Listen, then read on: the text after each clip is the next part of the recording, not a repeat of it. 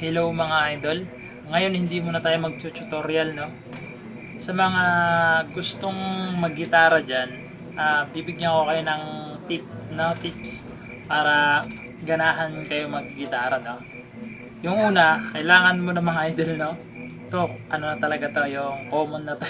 Kailangan yung uko nyo hindi mahaba, no. Kailangan nakagupit 'yan para pag i-strum kayo o kung mag-plucking o kung mag-fingerstyle, hindi siya pangit yung tunog, yung parang ganyan.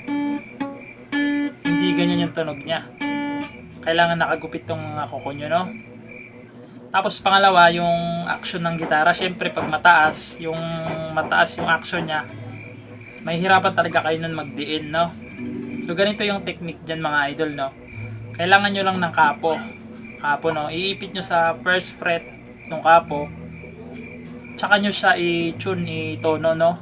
Download na lang kayo ng tuner sa Play Store, tsaka nyo siya i-tono pag meron na nitong kapo. Kasi mas bababa na siya, hindi na kayo mahihirapan mag-diin, hindi na siya mataas, mababa na. No? Kapo, tsaka nyo siya i-tune.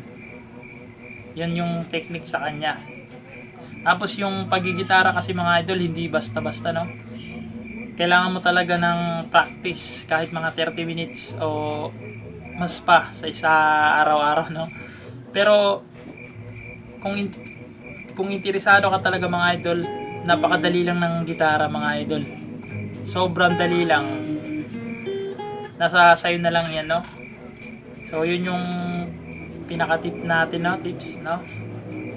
Una, kailangan maano yung kuko mo, yung hindi mahaba to kasi sasabit sa string.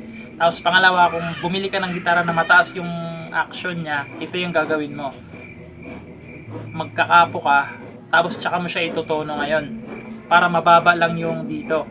Hindi siya masakit masyado sa kamay. No? Hindi siya masyadong masakit.